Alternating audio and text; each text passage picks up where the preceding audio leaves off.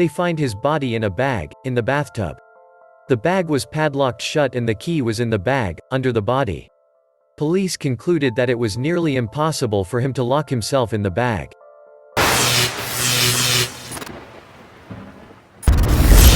Welcome to Daily Dose Reddit. What's the weirdest unsolved mystery? That one where a guy is driving down the road and is overtaken by a car that loses control, flips and goes into some deep undergrowth. The guy calls the cops who turn up and find the wrecked car with a dead guy at the wheel. The problem is, they discovered that the car had been there for at least 3 years and the body was just skeletal remains. No other car was found. Lars Middink. Guy goes on a ski vacation, bumps his head hard enough to warrant a doctor's visit, gets diagnosed with a ruptured eardrum, which he takes care of for a couple of days with an antibiotic. He's due to fly home, but while in the airport, he's spotted by the security cameras full-on sprinting out of the airport with his luggage. He goes missing after that. I'm pretty sure it was mental issues that came from bashing his head, and he got full-on paranoid and ran away from his enemies. Other theories are that he was involved in drug smuggling, so he ran when he had the chance. Another theory is that he was the target of black market organ harvesting, young guy with good organs and a tourist, yup. As he sees the airport doctor before boarding his plane home and the doctor advised him not to fly. The Chicago Tylenol murders. It gripped the nation suddenly in the 1980s. Police were driving around with loudspeakers telling people to throw out their Tylenol. 7 people died and as far as I know they never even came up with a suspect. Japanese vending machine murders in the 80s, someone had been placing seemingly unopened drinks on top of vending machines, that were all poisoned. 12 people were killed, and they never found who did it. The Beale ciphers. Basically, a rich cowboy created ciphers which have the location of his buried riches, worth millions today. One cipher was cracked, but the other 2 remain a mystery. There is debate on whether the ciphers are real, but the first cipher seems to not be made of random characters which would indicate the story being truthful. Many cryptographers have spent years trying to break them. The man-eating catfish of Nepal. Several people pulled under and disappeared in a stretch of the Kali River in Nepal. Crocs and sharks were ruled out, though perhaps prematurely. The best guess is that catfish had started eating the corpses pushed in the river from funeral pyres and had grown huge. They found a 6-footer in there, but nothing ever proven. The case of Sarah and Jacob Hoggle. September 7, 2014, Troy Turner, 45, left his kids and their mother, 31-year-old Catherine Hoggle, at Catherine's mother's home in Gaithersburg, Maryland, before going to work around 2:30 p.m. He did not leave her unsupervised with their children because she has schizophrenia and could not be trusted to be safe with them. According to police investigating the case, Catherine left her mother's home that day in 2014 around 4 p.m., saying she was taking Jacob out to get pizza. 3 hours later, without either Jacob or pizza, she returned to say she had dropped him off at a playmate's house for a sleepover. She then took Sarah and the couple's older son back to her own home. Troy came home and went to bed without checking on the children as usual because he was tired. He then awoke the next morning to discover Jacob, Sarah and their mother all gone. When Catherine eventually returned, she claimed she'd dropped the 2 kids at a new child care center. After hours of being cagey about where the new daycare is, Troy headed towards the police station with Catherine to get help. Catherine asked him to stop at a fast food restaurant, and after texting her mother that the missing kids were fine, she disappeared herself, not to re-emerge for several days when she was found wandering the streets and taken into custody. The children have not been found, and although Catherine claims they are fine, the children have been declared dead by investigators. The family still searches for them, but both Troy and his mill believe they are probably dead. For a long time, they hoped Catherine had given them to someone for safekeeping. But too much time has passed for that theory to be realistic. Catherine has been declared unfit for trial due to her paranoid schizophrenia, but family members who know Catherine believe she is playing the system and knows more than she's letting on. Catherine has attempted to escape the hospital psych ward, where she's being kept, several times, and flat out refuses to tell anyone what happened to the children. My favorite is probably John Lang's case. Basically, a local activist posts regularly about the Fresno Police Department and about how they were plotting against him. People thought he was crazy until he set up a camera that recorded lots of weird shit, including a bunch of cops parking across the street from his house staring at him in the middle of the night and a van pulling up with a large camera that people theorized took thermal pictures through walls to see if anyone was inside. He posted it that weekend. The police was going to murder him and predicted his death. The police released a report saying that he was stabbed repeatedly in the back and then recanted, saying it was supposedly a suicide of a crazy man. The disappearance of Gary Mathias, aka the Yuba County Five. Not just weird, but very sad. 5 men between the ages of 24 to 32 were very close friends. They all either had mental issues or intellectual disabilities, and all still lived with their families. They went to see a basketball game 50 miles, 80 kilometers away. After the game, they drove to a convenience store to grab some snacks and drinks, and then were never seen alive again. Their car was found on a mountain, around the snow line, 70 miles, 110 kilometers away from the basketball game, nowhere near the route back home. The car was abandoned, but it still drove fine and had gas. On the same night they went missing, a man was driving up the same road and got stuck. When he tried pushing his car out, he had a heart attack. He saw another car pull up behind him with a group of people around it, including a woman with a baby. When he called for help, they stopped talking and turned their lights off.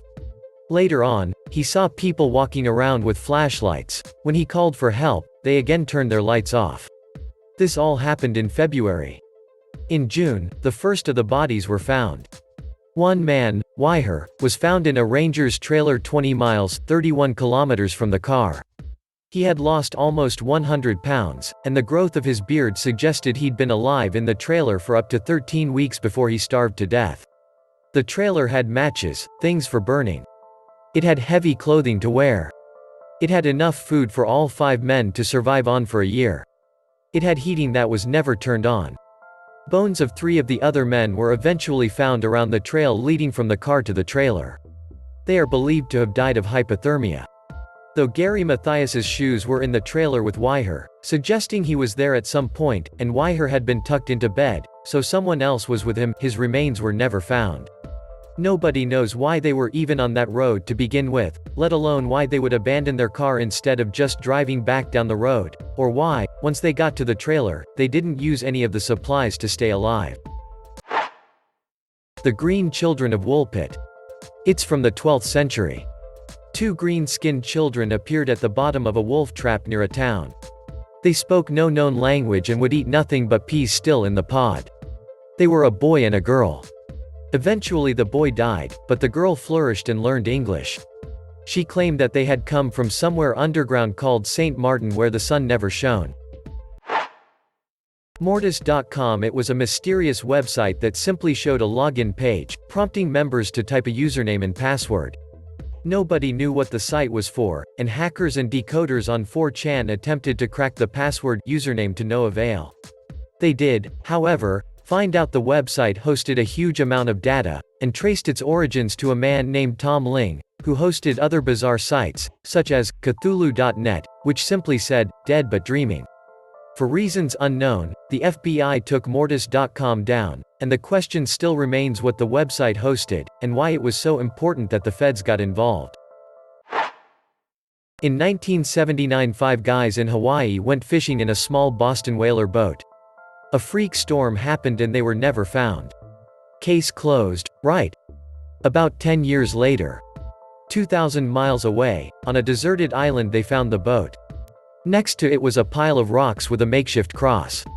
This was covering a skeleton and, weirdly enough, a carefully crafted series of paper, each with a small, perfect square of tinfoil in the middle of each. Dental records showed it was one of the fishermen, but no other bodies were found.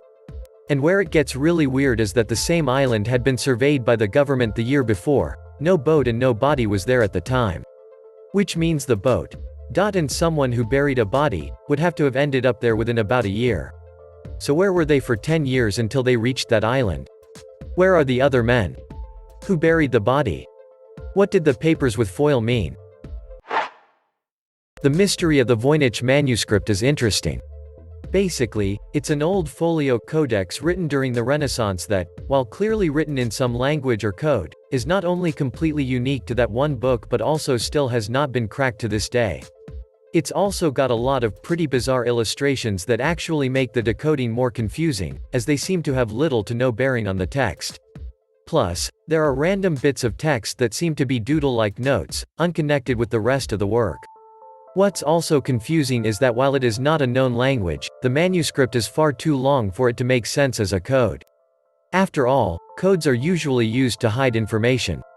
Why you would want to hide 37,000 words worth of information in code, but at the same time provide illustrations, albeit not helpful ones, for your secret code is just baffling. Most historians, cryptographers, and linguists agree that at least the first part of the book appears to contain recipes for herbal medicines, which may mean the book is a medical textbook guide, and thus is coded to help keep the secrets of the doctors who made it, but that only provides an explanation for the first part of the book, ignoring the rest, and does nothing to explain the weird illustrations that seemingly have nothing to do with medicine or science, and would be more fitting in a religious text except for the illustrations of plants used in medicines. But wait, because even those are wrong.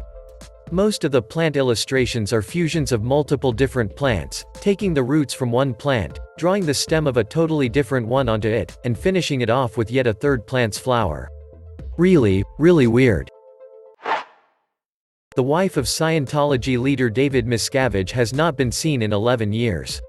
The church insists that she's just too busy to make public appearances, but former member Leah Remini has filed a missing person report for her. Some say she's straight up dead. The 1969 murder of Jane Britton, a 23-year-old Harvard anthropology student, was found murdered in her apartment with some mysterious evidence, an ancient hammer-like tool that was the potential murder weapon, some red powder sprinkled around that links to a weird burial ritual, etc. There's at least 3 or 4 potential suspects, included a professor, boyfriend, and neighbor, but 50 years later it's unsolved. Summertan Man, also known as the Tamam Shud case, is really bizarre. Basic gist is a dead guy on an Australian beach is found with a torn piece of paper saying, Tamam Shud, Persian for, ending, or, the end. He has yet to be identified, but everything surrounding him after the case started is bizarre and intriguing. Here's one. When 4-year-old Paulette Farah was reported missing from her room, as usual, detectives took a snapshot of the room as evidence. 9 days later, Paulette's body was found, in her bed. She had apparently been there the whole time and was only located because of the smell. She is said to have rolled down to the end of her bed and suffocated between the bed frame, comforter, and mattress. But how did detectives miss her body? How did her family? Not even police dogs picked up on the body when they were brought in the day she went missing. The Villisca Axe Murders. It happened in Villisca, Iowa on June 9, 1912.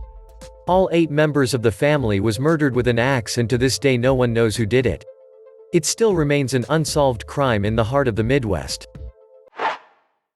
Max Spears.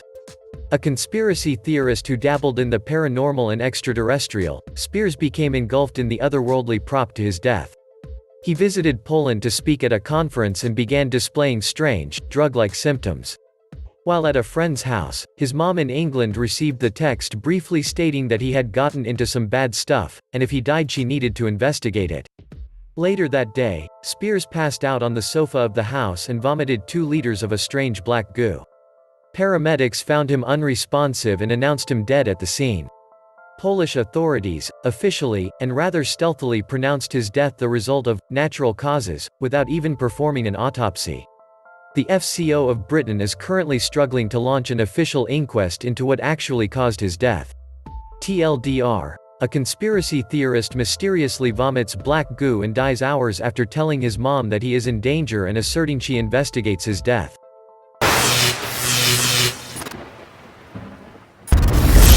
Thank you so much for watching.